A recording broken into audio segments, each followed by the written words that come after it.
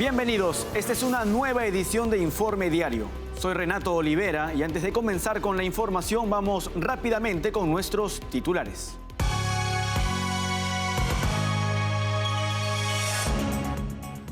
Desde el 1 de enero hasta el 27 de mayo de 2024, han llegado a Panamá un total de 165.028 personas a través de la selva del Darién. En Venezuela, las autoridades electorales controladas por el chavismo revocaron la invitación a la Unión Europea para observar las elecciones presidenciales del 28 de julio. Un muelle temporal en Gaza construido por el ejército estadounidense, valorado en $320 millones, colapsó debido a condiciones climáticas adversas, retrasando la entrega de suministros vitales. El Centro para el Análisis de Políticas Europeas advirtió sobre una declaración conjunta de los líderes de Rusia y China sobre armas nucleares, que marcaría un cambio significativo en la postura tradicionalmente cautelosa de China respecto a estas armas.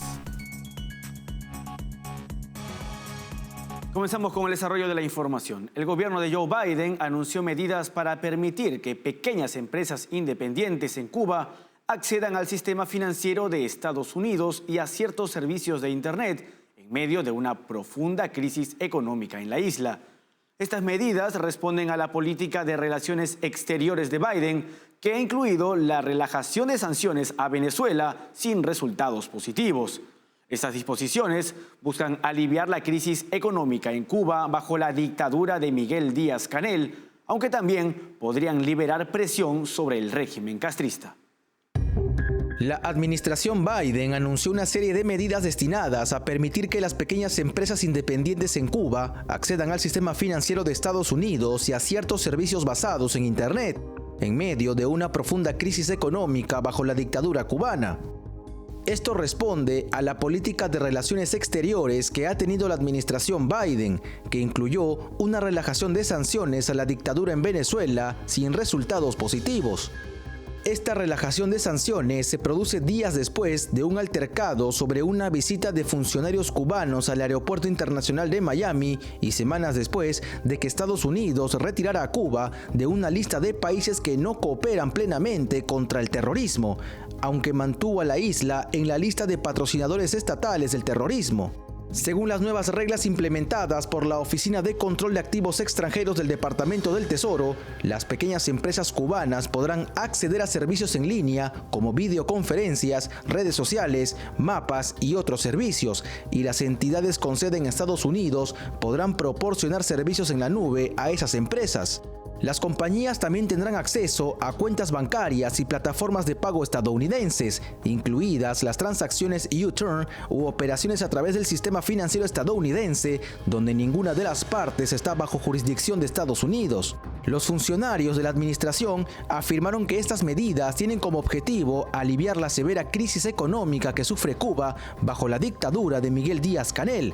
No obstante, esto podría servir también para liberar presión a dicho régimen. El flujo migratorio a través de la selva del Darién en Panamá ha alcanzado niveles alarmantes según el último reporte de Migración Panamá. Desde el 1 de enero hasta el 27 de mayo del 2024 han llegado al territorio panameño un total de 165.028 personas por esta peligrosa ruta, con un promedio diario de 1.100 migrantes. La tendencia ascendente es evidente, ya que solo en 2 días se sumaron más de 4.000 migrantes al registro, acelerando el flujo de personas que atraviesan este paso peligroso. Se estima que para este año se espera la llegada de más de 800.000 personas, un aumento significativo en comparación con las 520.000 registradas en el año 2023. El informe detalla que la mayoría de los migrantes provienen de Venezuela, seguidos por ecuatorianos, haitianos, colombianos, chinos, indios, cubanos y otras nacionalidades.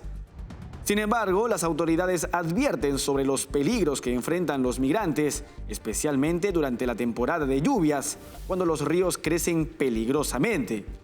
Ante esta situación, José Raúl Mulino, quien fue elegido presidente en mayo de 2024, anunció planes para repatriar a aquellos que ingresen a Panamá a través de la selva del Darién. Esta medida busca abordar los desafíos humanitarios y de seguridad asociados con el flujo migratorio descontrolado en la región. El aumento en el número de migrantes que atraviesan la selva del Darién subraya la necesidad de acciones coordinadas a nivel regional para abordar las causas subyacentes de la migración y sobre todo garantizar la seguridad y el bienestar de quienes se ven obligados a emprender este peligroso viaje en busca de una vida mejor. En Venezuela, un reciente sondeo de intención de voto realizado por Cati Mega Análisis revela que el candidato Edmundo González Urrutia se perfila como el favorito, con un 61.1% de aprobación, frente a un magro 9.8% del dictador Nicolás Maduro. Pese a estos resultados, no hay garantía alguna de elecciones justas en Venezuela, puesto que la dictadura chavista al servicio de Maduro controla el sistema electoral. En Venezuela, un reciente sondeo de intención de voto realizado por Cati Mega Análisis revela un escenario electoral contundente, donde el candidato de la Plataforma Unitaria Democrática, Edmundo González Urrutia, se perfila como el favorito con un 61.1% de apoyo frente al dictador Nicolás Maduro, que apenas alcanza un 9.8%. Este resultado refleja un claro rechazo hacia el actual régimen, marcado por la crisis económica y política que ha sumido a Venezuela en un estado de deterioro constante. La figura de Maduro, buscando su tercer mandato, parece perder terreno frente a la promesa de cambio representada por González Urrutia. El apoyo de María Corina Machado es crucial para González Urrutia.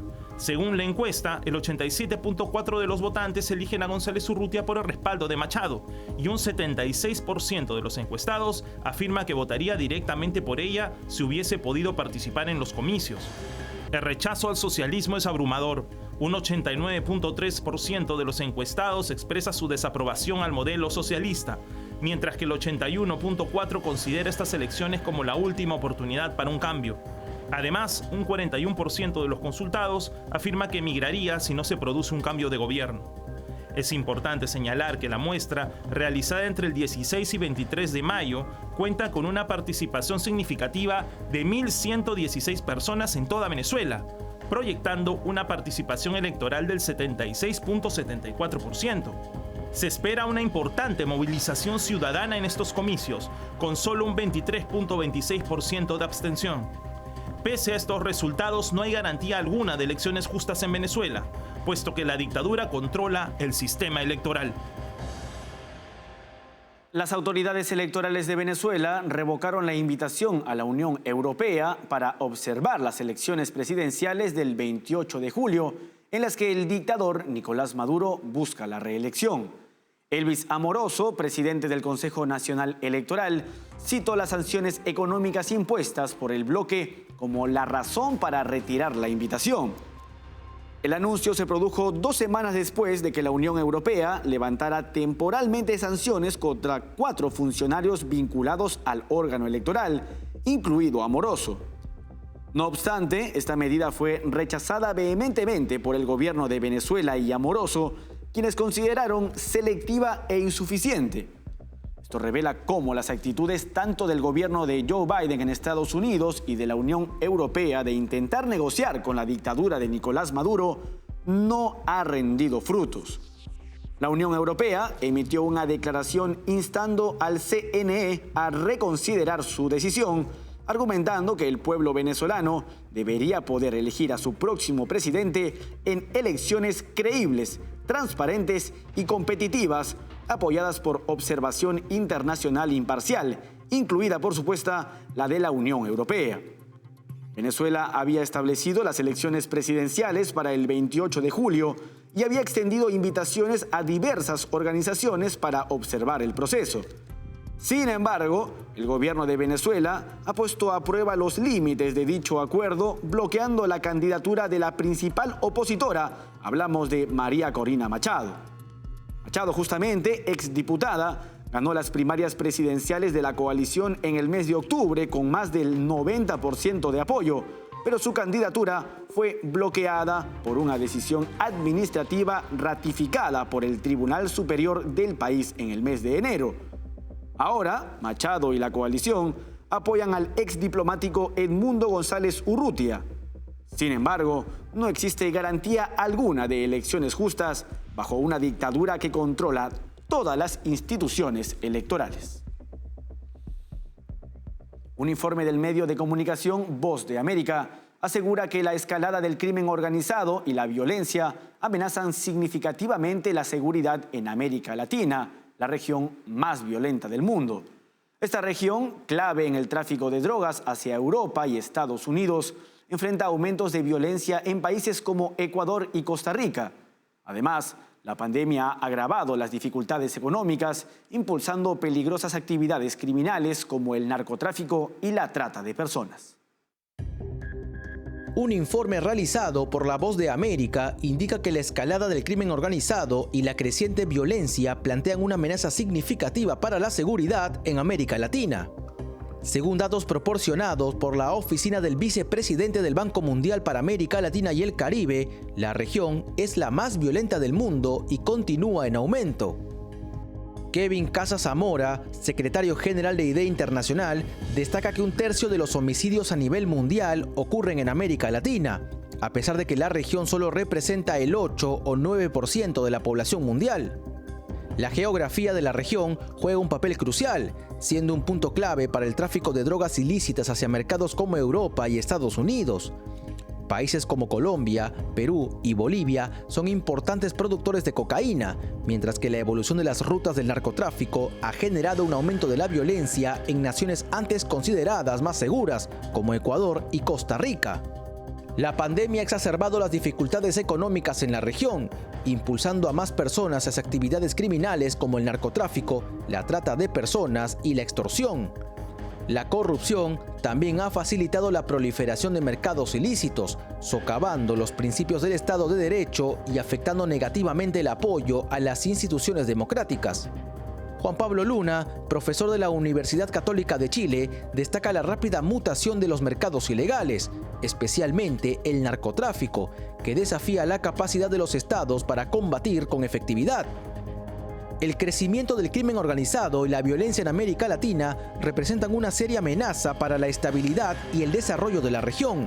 Por ello, la necesidad de encontrar soluciones integrales y coordinadas se vuelve cada vez más urgente para proteger a los ciudadanos y fortalecer las instituciones democráticas.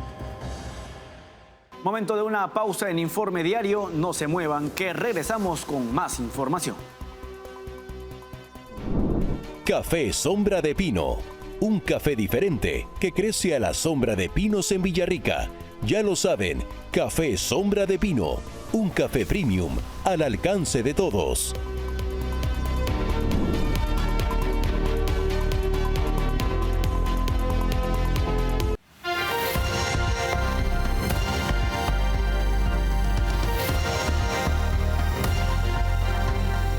Continuamos con la información. El Centro para el Análisis de Políticas Europeas alertó sobre una declaración conjunta emitida por los líderes de Rusia y China, Vladimir Putin y Xi Jinping, tras su cumbre del 16 de mayo. Esta declaración marca un cambio significativo en la postura tradicionalmente cautelosa de China respecto a las armas nucleares. El Centro para el Análisis de Políticas Europeas advirtió sobre una declaración conjunta de los líderes de Rusia y China sobre armas nucleares, que marcaría un cambio significativo en la postura tradicionalmente cautelosa de China respecto a estas armas. La cumbre del 16 de mayo entre Xi Jinping y Vladimir Putin culminó con un comunicado que, aunque no recibió mucha atención mediática, delineó puntos de acuerdo sobre asuntos nucleares críticos. China ha estado acelerando la expansión de sus fuerzas nucleares, con el Pentágono prediciendo que podría triplicar su capacidad a 1.500 armas para el 2035, aunque Pekín ha mantenido históricamente una política de no ser el primero en usar armas nucleares. La falta de diálogo militar con sus rivales y recientes purgas en sus fuerzas nucleares generan incertidumbre. Un elemento notable del comunicado fue la omisión de una declaración previa de Putin y Xi Jinping que pedía a todos los estados con armas nucleares no desplegar dichas armas en el extranjero y retirar cualquier arma ya desplegada. Bill Bishop, un observador destacado de China, citado por el Centro de Análisis de Políticas Europeas, resaltó esta omisión en su boletín regular, interpretándola como una aceptación tácita por parte de China del plan de Putin de estacionar armas nucleares en Bielorrusia, aliado de Rusia. Anteriormente, China y Rusia habían criticado a Estados Unidos por almacenar armas nucleares en países miembros de la OTAN, pero ahora parecen aplicar un doble estándar cuando se trata de sus propios aliados. Esta colaboración nuclear entre China y Rusia subraya un alineamiento estratégico contra las democracias industriales, mientras ambos líderes fortalecen sus posiciones en el tablero geopolítico mundial. La Audiencia Provincial de Madrid brindó su consentimiento al juez Juan Carlos Peinado para que decida investigar a Begoña Gómez, esposa del presidente del gobierno, el socialista Pedro Sánchez, por presunto tráfico de influencias. Así lo informaron fuentes judiciales citadas por el periódico El Mundo. El tribunal enfoca la investigación en un informe del diario El Confidencial que sugiere que Gómez podría estar usando su posición para influir en la adjudicación de contratos públicos a empresas que le benefician profesionalmente. La audiencia pone foco al empresario Juan Carlos Barrabés, quien había recibido contratos con el aval escrito de Begoña Gómez por un valor superior a los 10 millones de euros. La decisión del Tribunal de Madrid sucede una semana después de que el juez Peinado denunciara las frecuentes e inusuales visitas del fiscal del caso a su juzgado y criticara la inhabitual actitud procesal de la Fiscalía por apelar de manera automática la apertura del procedimiento contra la esposa de Sánchez. Ahora, con la decisión de dar vía libre al juez Peinado para que investigue a Begoña Gómez, el gobierno socialista de Pedro Sánchez sufriría un nuevo revés, aumentando las críticas hacia su gestión. Continuamos con la información. El esfuerzo de ayuda humanitaria del gobierno de Joe Biden hacia Gaza ha enfrentado graves problemas, generando críticas por su efectividad y consecuencias no deseadas. Un muelle temporal construido por el ejército estadounidense, valorado en $320 millones, colapsó debido a condiciones climáticas adversas, retrasando la entrega de suministros vitales. Esta situación ha socavado los objetivos humanitarios y de seguridad de Estados Unidos en la región. El esfuerzo de ayuda humanitaria del gobierno de Joe Biden hacia Gaza ha enfrentado serios contratiempos, lo que ha llevado a críticas sobre su efectividad y consecuencias no deseadas. El reciente colapso de un muelle temporal construido por el ejército estadounidense, valorado en $320 millones, ha dejado en suspenso la entrega de suministros vitales para los palestinos hambrientos. Según el Pentágono, condiciones climáticas adversas causaron que una sección del muelle se rompiera, retrasando las operaciones al menos una semana. Sin embargo, este problema ocurre en un contexto en el que la ayuda no ha estado llegando a quienes lo necesitan. Informes revelan que casi 3/4 partes de la ayuda transportada desde este muelle han sido robadas en su trayecto hacia un almacén de la ONU. Los saqueos, realizados por palestinos, han exacerbado la crisis humanitaria en Gaza. También se han reportado incidentes donde barcos de apoyo se desataron y encallaron, aumentando las dificultades logísticas. Las críticas hacia la administración Biden se intensifican con acusaciones de que Hamás, la organización terrorista que controla Gaza, está beneficiándose económicamente de esta ayuda. Estimaciones israelíes sugieren que Hamás ha robado hasta el 60% de la ayuda humanitaria, acumulando ganancias de al menos $500 millones desde el inicio del conflicto en octubre del 2023. El esfuerzo, que se suponía permitiría una entrada de suministros a Gaza, ha sido visto por muchos como un costoso fracaso. La ineficiencia y los robos no solo han desperdiciado recursos estadounidenses, sino que en última instancia han fortalecido a Hamás, socavando los objetivos humanitarios y de seguridad de la política exterior de Estados Unidos en la región. Además, esto revela que Hamás busca interferir con el proceso de ayuda humanitaria a los ciudadanos. Esto, además de la utilización de civiles como escudo humano, revela su desprecio por las vidas de personas inocentes en Gaza. El presidente de Filipinas, Ferdinand Marcos Jr., expresó el miércoles su preocupación por las nuevas normas de la Guardia Costera de China que podría resultar en la detención de extranjeros en el mar de China Meridional. Estas normas, que entrarán en vigor el 15 de junio, aplicarán una ley que permite la detención de extranjeros sospechosos de transgredir en aguas que China declara como suyas. El nuevo enfoque de amenazar con detener a nuestros ciudadanos es preocupante y representa una escalada de la situación, declaró Marcos durante una visita de Estado a Brunei. El presidente subrayó que Filipinas buscará usar todos los canales de comunicación con China para frenar acciones agresivas y permitir que los pescadores filipinos trabajen en el mar meridional. China, que mantiene pretensiones de soberanía marítima sobre Filipinas y otros países, ha aumentado las tensiones en la zona. Ahora, Marcos ha adoptado una postura más firme que su predecesor frente a las acciones de China, apoyado por sus aliados defensivos, Estados Unidos, Japón y Australia. Momento de una nueva pausa en Informe Diario. No se muevan, que regresamos con los deportes. Café Sombra de Pino. Un café diferente que crece a la sombra de pinos en Villarrica. Ya lo saben, Café Sombra de Pino. Un café premium al alcance de todos.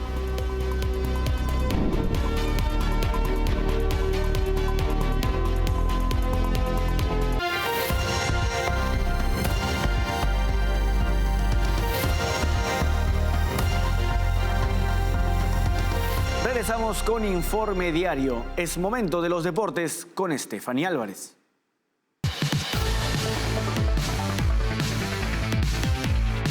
Muchas gracias, Renato. Nosotros comenzamos nuestro bloque deportivo con el tenis, porque en un encuentro muy disputado de la segunda ronda del Abierto de Francia, la colombiana Camila Osorio enfrentó a la tunecina Ons Jabeur.